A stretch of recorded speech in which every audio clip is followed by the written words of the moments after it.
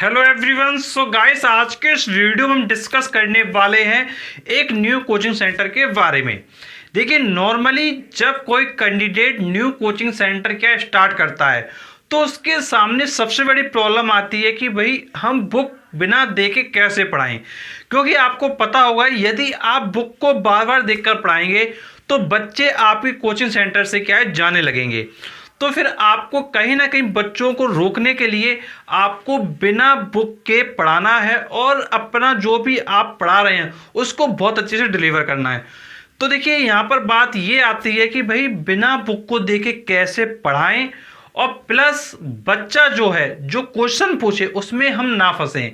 देखिए, कई बार क्या होता है कि भाई जब आप बिना बुक देके पढ़ाते हैं और कई बार जो स्टूडेंट होते हैं वो क्वेश्चन पूछ लेते हैं और कई बार टीचर को नहीं आता है।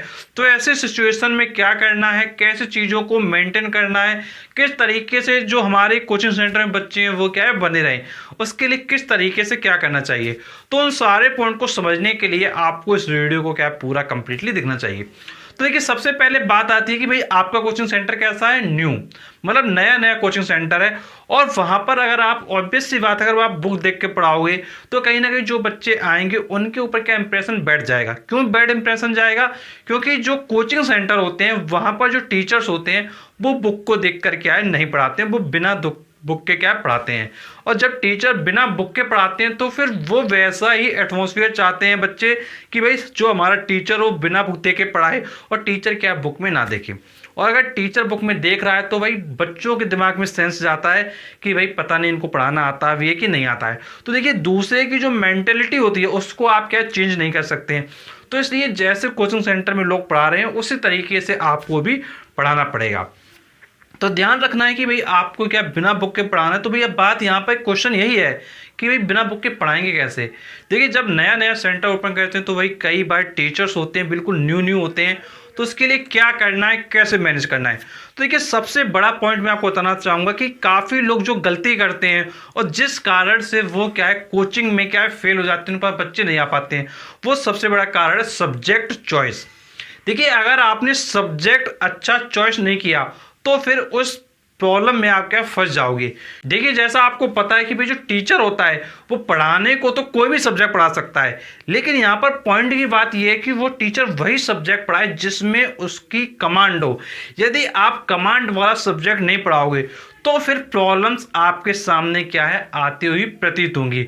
आप बुक को देखकर पढ़ाओगे, कुछ टॉपिक में फंसोगे तो आप बुक देखोगे, तो बुक को देखने के बाद फिर से आप एक्सप्लेन करोगे।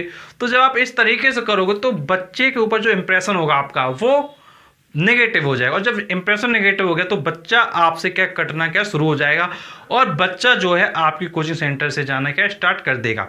तो इसलिए ध्यान ये रखना है कि भाई बिना बुक के पढ़ाना है और बिना बुक के पढ़ाने के लिए क्या करना होगा, कमांडिंग सब्जेक्ट को चूज करना होगा। वो सब्जेक्ट को पकड़ेंगे जिस सब्जेक्ट में आपकी कमांड बहुत अच्छे से आप एक्सप्लेन कर सकते हो और बिना बुक देखे क्या पढ़ा सकते हो। तो देखिए, फर्स्ट पॉइंट यही लिखा है, कमांडिंग सब्जेक्ट मतलब ऐसा सब्जेक्ट पढ़ाइए जिस पर आपकी कमांड हो, जो आपको पढ़ाना अच्छा लगता हो, जिसमें आप बहुत अच्छे से चीज़ों को क्या डिलीवर कर सकते हो। तो ये तो बात होगी भाई कमांडिंग सब्जेक्ट आपको पढ़ाना है। और ये कमांडिंग सब्जेक्ट के लिए मेन क्वेश्चन ये आता है कि भाई बिना बुक देखे कैसे चीज़ें मेंटेन हो पाएंगी। तो देखिए, कहीं ना कहीं आपको क्या करना पड़ेगा, पहली चीज़ तो ये है कि भाई आपको कमांडिंग सब्जेक्ट के लिए प्रैक्टिस करना पड़ेगा। देखिए, जो भी आप पढ़ाना चाह रहे हो, देखिए शुरुआत की स्टेज में कहीं ना कहीं आपको क्या प्रैक्टिस तो देखिए करना पड़ेगा। अगर आप प्रैक्टिस नहीं करेंगे तो फिर देखिए चीज़ें क्या आप एक बेल मैनर में नहीं ला पाओगे, और जब तक बेल मैनर में नहीं ला पाओगे तो बच्चा आपसे क्या जुड़ेगा नहीं।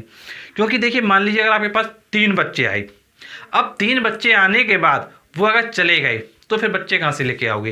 क्योंकि ये आपको भी पता है कि भाई जब न्यू कोचिंग सेंटर होता है तो बच्चे आना बहुत ज़्यादा मुश्किल होता है, और बच्चे अगर आ गए तो उनको टिकाना और भी मुश्किल होता है। तो बच्चे कब टिकेंगे, जब आप अच्छा पढ़ाओगे। तो देखिए, एक जरा सी जो नेगेटिविटी है वो आपके बच्चे को क्या है आपसे छीन सकती है। क्यों? क्योंकि बच्चे तो कोचिंग सेंटर में आए बट कुछ ना कुछ नेगेटिव चीज़ हुई जिसके कारण वो बच्चे क्या है किसी अदर कोचिंग सेंटर में चले गए। तो आपको ध्यान ये रखना है कि भाई आपसे अच्छा किसी और इंस्टीट्यूट में ना हो रहा हो, आपको सबसे बेस्ट करना है। देखिए चीज़ें आप ये समझ लो, कोई एक इंस्टीट्यूट जो ऑलरेडी चल रहा है, जिसका पहले से नाम चल रहा है, और उसको आपको क्या करना है, बीट करना है, उससे आगे निकलना है। उससे आगे कब निकल पाओगे, जब उससे बेटर करोगे, और जब तक उससे बेटर नहीं करोगे तब तक आप आगे कैसे निकल पाओगे। तो ये चीज़ें भी आपको क्या ध्यान रखना पड़ेगा। ऑलरेडी मैंने आपको कोचिंग सेंटर से रिलेटेड काफ़ी वीडियोस दिए हैं, जहाँ पे बताया है कि भाई कोचिंग में कैसी व्यवस्था होनी चाहिए, किस किस तरीके से आपको पढ़ाना चाहिए, किस तरीके से चीज़ों को मैनेज करना चाहिए। बट एक जो सबसे इम्पोर्टेंट टॉपिक है, जिसके कारण काफ़ी टीचर्स के जो बच्चे हैं वो चले जाते हैं, वो सबसे बड़ा इंपॉर्टेंट टॉपिक यही है। ये कमेंट बॉक्स में हमारे पास क्वेश्चन आया था कि सर बिना बुक के हम कैसे पढ़ाएंगे, इसीलिए मैंने आज इस टॉपिक पर क्या वीडियो बनाया है।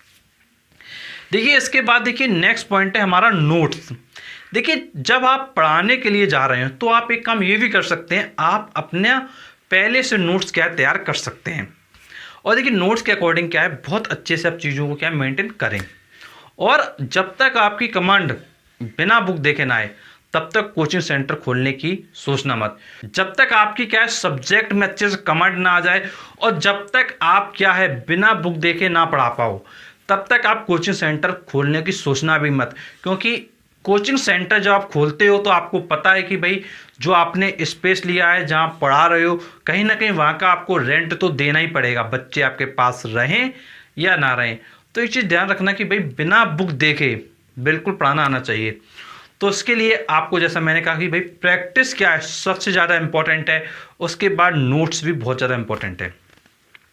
अब देखिए बात ये आती है भाई टीचर को क्या क्या करना चाहिए कि जो बच्चा है जब वो क्वेश्चन पूछे तो टीचर ना फंसे। ये भी एक सबसे बड़ा इंपॉर्टेंट पॉइंट है, क्योंकि मान लीजिए आप कोचिंग पढ़ाते हो, कल आपके पास 3 बच्चे तो 3 से 4 भी होंगे, 4 से 10 भी होंगे, 10 से 20 भी होंगे। उस जगह अगर बच्चा क्वेश्चन पूछता है और आप फंस जाते हो तो पूरी क्लास में आपकी इमेज क्या हो जाएगी, डाउन हो जाएगी। उस इमेज को डाउन नहीं होने देना है। तो उसके लिए कहीं ना कहीं आपको होमवर्क करना पड़ेगा। क्या होमवर्क करना पड़ेगा वो समझिए। देखिए अगर हम आपसे बात करें टीचर की, तो देखिए टीचर को होमवर्क क्या करना है। देखिए टीचर को जो होमवर्क करना है वो है फर्स्ट पॉइंट, चैप्टर स्टडी।